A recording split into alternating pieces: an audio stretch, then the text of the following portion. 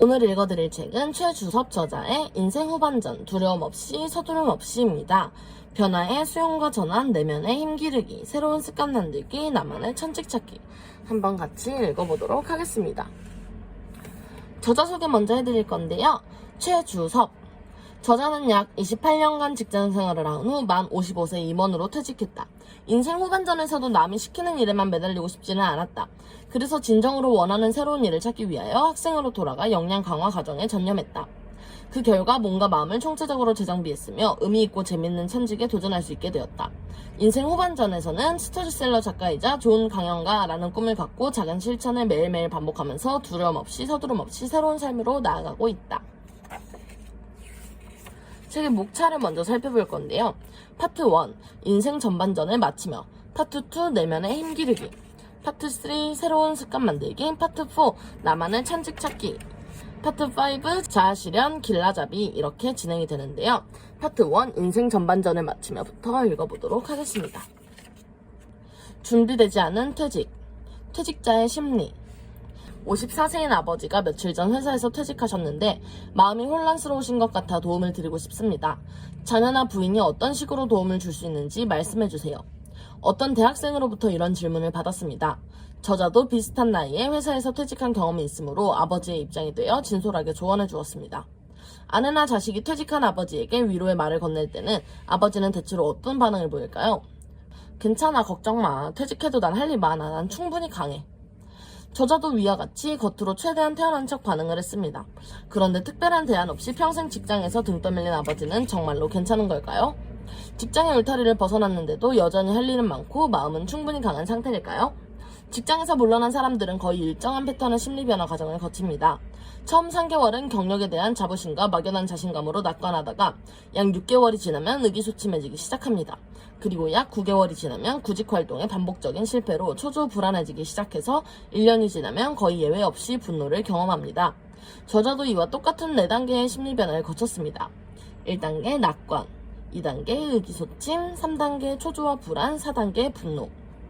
저자의 체험에 의하면 퇴직 후 3년이 정말로 힘들었습니다. 저자는 정년퇴직 후 1에서 3년을 경과한 5명의 남성들을 대상으로 그들이 구체적으로 어떤 심리 변화를 경험했는지에 대하여 구체적으로 조사했습니다. 6개월에 걸쳐 그들을 수시로 상담하고 관찰할 내용을 기록했으며 방구조와 질문지도 작성했습니다. 그들이 평생 직장에서 퇴직한 이후에 보편적으로 경험한 심리 현상은 다음의 표와 같습니다. 불안, 신체 능력의 떨어짐이 확실히 느껴짐, 황무지에 홀로 서 있는 느낌, 사회적 역할이 없음에 대한 위축감, 상실감, 이대로 끝나버릴 것만 같은 무망감, 회의감, 우울하고 허망한 기분에 휩싸일 때가 자주 있음, 악몽을 자주 꾼 불안정한 수면, 색다른 의지처를 찾음, 무기력, 과거보다 감정 조절이 잘 되지 않음, 새로운 습관이 생김, 뿌연 안개 속을 뚫고 가는 기분, 어디론가 멀리 떠나고 싶지만 막상 자신이 없음, 낙관과 비관 사이를 자주 오락가락함, 분노, 가슴 통증, 몸 상태의 불규칙적 변화, 타인, 전 직장, 사회에 대한 비난, 폭언, 보복, 저주하고 싶은 대상이 떠오름, 짜증내는 횟수 증가, 작은 일에도 화남, 극단적 상상을 한 적 있음, 주변에 믿을 만한 사람이 없음, 가족이나 지인들로부터 무시당함. 저자를 포함하여 회사에서 퇴직한 사람들은 4단계의 심리 변화 과정과 특정한 유형의 부정적인 심리 현상을 보편적으로 체험했습니다. 철옹성 같았던 사회 경제적인 터전을 갑자기 잃었는데 막상 그것을 대체할 무언가를 빨리 되찾을 수 없기 때문입니다. 또한 퇴직과 함께 예상을 뛰어넘는 심체의 변화들이 갑자기 쓰나미처럼 밀려오기 때문입니다. 저자가 체험했던 변화들에 대하여 제2장에서 자세히 소개합니다. 가족의 심리. 은퇴한 남편을 둔 아내는 그렇지 않은 아내에 비하여 우울증에 걸릴 확률이 70%나 높다. 이는 서울대병원 연구팀이 5,900명의 여성을 대상으로 남편 재택 스트레스 증후군에 대하여 조사한 결과입니다. 남편 재택 스트레스 증후군이란 퇴직한 남편이 집에 있는 시간이 길어지면서 간섭이 늘고 자유는 줄어 아내가 스트레스를 겪는 증상입니다. 비슷한 용어로 은퇴 남편 증후군이라는 것도 있습니다. 은퇴한 남편을 돌보느라 아내의 스트레스가 높아지면서 신경이 날카로워지는 증상인데 일본에서 1992년에 정신질환으로 분류되었습니다. 일본의 단카이 세대 남성들은 은퇴 증후군을 겪었고 그 부인들은 은퇴 남편 증후군을 경험했습니다. 단카이 세대가 일본 경제 성장의 주역으로 일 중심의 삶을 살았다는 점에서 우리나라의 베이비붐 시대와 비슷한 특징을 갖고 있습니다. 100세 시대가 되면서 65세 이상의 황혼이혼도 급증하고 있습니다. 법원 행정처 사법연감에 따르면 황혼이혼 비율은 2000년 5%, 2010년 23.8%, 2012년 26.4%, 2015년 30.1%, 2017년 35%로 급증하는 추세입니다. 한국가정법률상담소의 황혼이혼 상담 건수도 2010년 524건, 2015년 1520건, 2016년 1664건으로 꾸준히 늘고 있습니다. 이런 추세라면 베이비붐 세대가 65세로 본격 진입하는 2020년 이후에는 황혼이혼의 비율이 50% 수준에 육박할 것입니다. 이혼 부부 2쌍 중 1쌍이 황혼이혼인 황당한 세상이 되는 것입니다. 최근에는 조론도 늘고 있습니다. 조론은 황혼의 부부가 이혼은 하지 않지만 사실상 독립해서 따로 사는 것인데 결혼을 졸업한다라는 말이 약칭입니다. 황혼 이혼을 하고 싶어도 자식 문제 등 복잡한 뒷일이 걸리니까 이를 회피할 목적으로 생긴 것입니다. 어떤 민간연구소에서 20에서 49세 남녀 3,616명을 대상으로 조사한 바에 따르면 전체 여성 중 53.4%, 남성 중 31.8%가 조론에 대해 긍정적인 생각을 갖고 있는 것으로 나타났습니다. 황혼이혼과 조론이 100세 시대의 새로운 트렌드라도 되는 양 아주 대놓고 추켜세우는 사람도 있습니다. 그러나 저자는 이것이 심리적 방어 기제의 현상 중 하나라고 생각합니다. 하버드 대학교 인생발달연구는 80년간 연구를 바탕으로 100세 시대 인생 이막에 행복에 영향을 미치는 중요 변인들을 발표했습니다. 이에 따르면 안정적인 결혼이 자아 성찰, 평생 교육에 이어서 세 번째를 차지하는 중요한 변인이었습니다. 황혼이혼은 인생 이막을 경착륙시키는 5대 주요 위험 중 하나입니다. 미래에셋 은퇴연구소가 1044명의 5, 60대 은퇴자들을 조사한 바에 따르면 황혼이혼은 평균 9,440만원의 자산 손실과 46.2%의 생활비를 감소를 초래했으며 노후자금 부족 현상을 가장 심하게 가중시키는 위험한 요인인 것으로 나타났습니다.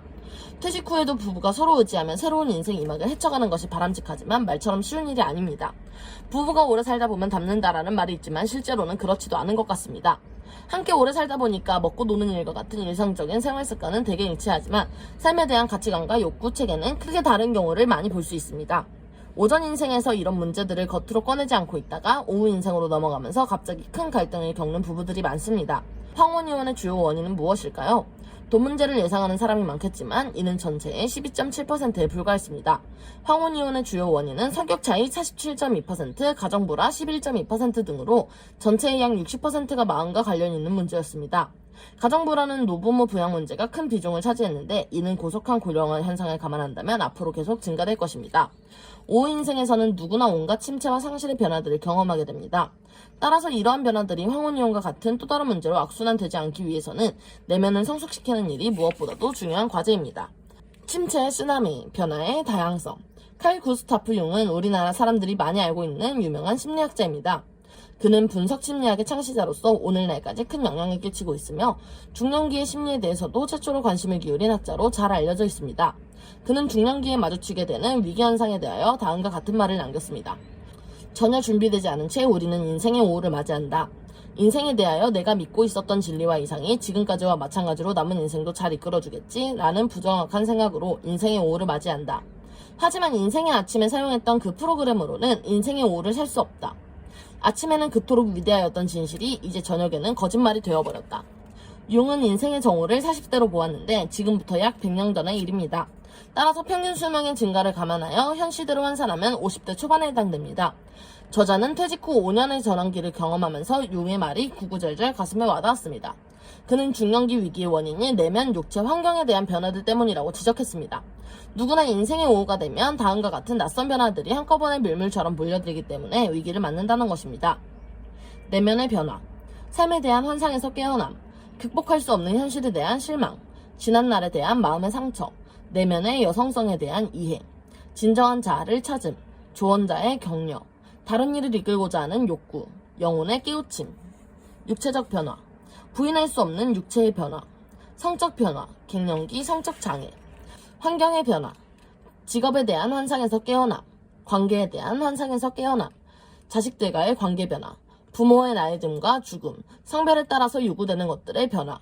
100세 시대를 맞이하면서 겨우 환갑언저리에 평생 직장을 물러난다는 것은 가슴이 쿵 하고 내려앉는 일입니다. 잘 나가던 사람이 하루아침에 퇴물 신세가 되어 뒷방으로 밀려나 앉은 듯한 소외감이 들었습니다. 나의 정체성이라고 믿었던 사회적 지위와 역할은 흔적도 없이 사라졌습니다. 철옹성 같았던 보호막이 철거되고 얇은 가림막조차 없는 황량한 벌판에 홀로 내팽겨진 기분이 들었습니다. 마치 짙은 안개 속을 뚫고 운전하는 것과 같은 답답한 마음으로 인생의 오후를 시작했습니다. 우리는 오전 인생에서 대개 성취지향적인 삶을 삽니다. 이제 성취는 끝났으며 더 이상의 오름은 없다는 사실을 받아들일 때가 된 것입니다. 예상 못했던 굵직한 사건들도 곳곳에 도사리고 있습니다. 늘 옆에 있던 친구와 선배가 불과 몇 달 사이로 병사하는 일도 일어났습니다. 저자는 그 충격으로 몇 달간 번아웃 상태에 빠지기도 했습니다. 내 나이도 어느덧 운명의 손길이 뻗칠 때가 되었다는 허탈감과 압박감이 밀려왔습니다. 인간관계의 침체도 예상을 훨씬 뛰어넘는 수준이었습니다. 실업 상태로 3년이 지나니까 학창시절 친구를 제외하고는 거의 모든 관계가 질적 양적으로 급락했습니다. 그 사람이 이럴 줄 몰랐다, 어디 한번 두고 보자라는 식의 억울한 감정을 느낄 수도 있었습니다. 그 사람이 이럴 줄 몰랐다, 어디 한번 두고 보자라는 식의 억울한 감정을 느낀 적도 있었습니다. 그러나 지난 날을 돌이켜서 역지사지해보면 저자도 지인들에게 똑같은 방식으로 대했습니다. 인간관계의 무너짐도 상대방을 탓한 문제가 아니라 나이 듦에 따르는 자연스러운 변화 현상의 하나일 뿐입니다. 고정 수업이 없는 소득절벽 상태에서 곡간 빼먹는 식으로 지내니까 시간이 흐를수록 불안감도 커졌습니다. 또한 신체 기능 및 체력 저하 현상도 피부로 체감할 수 있을 정도였습니다. 그동안 직장생활에 매진하느라 잊고 지냈던 지난날의 마음의 상처도 다시 되살아나곤 했습니다. 퇴직 후 거의 무방비 상태로 침체와 상실의 변화를 체험하면서 우울감과 불안함에 빠져들기도 했습니다. 저자가 체험했던 총적인 변화 위기는 퇴직 후에는 누구나 겪을 수 있는 보편적인 현상이었습니다. 그러나 모든 것은 변한다라는 진리에 진정으로 마음 굽히면 인생 후반전에 밀려드는 온갖 침체의 변화에도 불구하고 당황하거나 좌절하지 않고 평진심을 유지할 수 있습니다. 오늘은 여기까지 읽어볼 건데요. 최주섭 저자의 인생 후반전 두려움 없이 서두름 없이 마음 및 자아 실현 중심의 노후 준비 프로그램 한번 읽어보시는 건 어떨까요? 그러면 다음 영상 재밌게 보셨다면 구독과 좋아요 한 번씩 부탁드립니다. 안녕.